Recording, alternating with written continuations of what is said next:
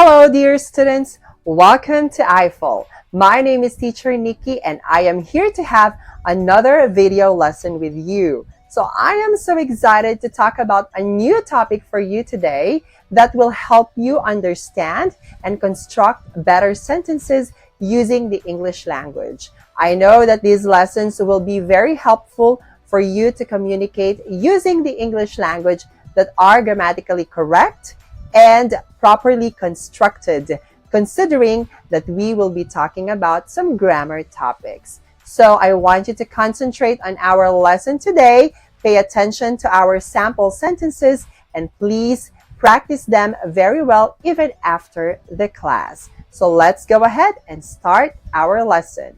Let's go. So for our topic for this video, we will be talking about the second part of infinitives. So in this part, we will be discussing how do we use an infinitive. So while we already covered the main uses of both infinitive forms, there is some infinitive grammar that we haven't covered yet. So we will explain three key areas for understanding infinitive grammar.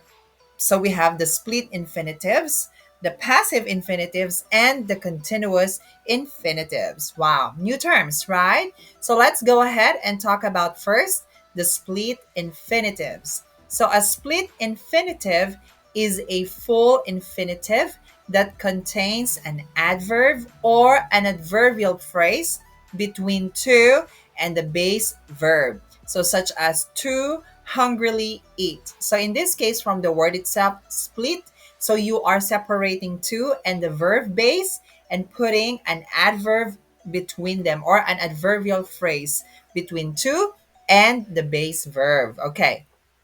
Now, in most cases, we recommend avoiding them when you can and using them only in some scenarios.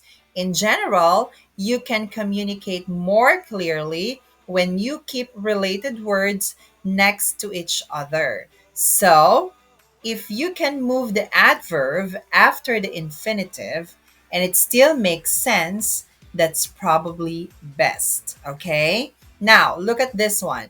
This app helps you to quickly, easily, and conveniently work. All right. So, as you can see here, we have a split, okay, infinitive where we put some adverbs in between to and the verb work. However, if we can just clearly say it this way, this app helps you to work quickly, easily, and conveniently. That would actually sound much better. So, this could be the best choice to use it in the situation. All right. Next one. However, there are two main exceptions for when split infinitives are preferable. First is when the adverb doesn't make much sense elsewhere. Okay, so if you put the adverb there and it doesn't make really a lot of sense, and that's the only place it makes sense, then that's just where you can use the split infinitive. Like, for example, they need to read carefully they need to read carefully translated manuscripts. Okay. In this sentence, it's unclear whether carefully relates to read or translated. Okay. So it could actually mean the verb read or the verb translated. Okay. By splitting the infinitive, it becomes clear that carefully refers to read. Okay. So we just want to make clear. So the sentence becomes like they need to carefully read translated manuscripts. Okay, so in this case, it makes the sentence more clear or clearer or have a specific idea to it. Okay, next. Now, the second exception is for emphasis. So sometimes splitting the infinitive just sounds better than the alternative. So consider the famous opening like this: to boldly go where no one has gone before. So it doesn't sound as good without the split infinitive, right? So to go boldly where no one has gone before. Okay, so that is actually for emphasis and it would sound much better in this case. Okay, Next one. So for passive infinitives, like other verbs, infinitives can also be written in passive voice. In the passive construction, the subject of the verb becomes the receiver of the action instead of the doer. So, for passive infinitives, instead of the base verb, use the word be plus the past participle. Let's see that form. For example, okay, so let's see. I was hoping to be given an A on my paper. She expected to be thrown the ball since she was open. Okay, both doors should be locked at night. So we can see here some examples of passive infinitives. And the last one here is your continuous infinitives.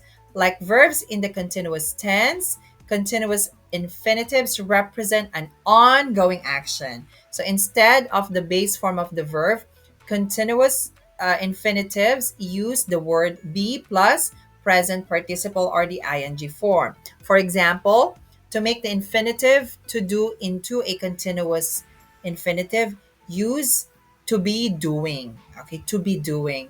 So, example, I'd prefer to be sleeping right now. So, it would be a nightmare to be waiting outside in this storm.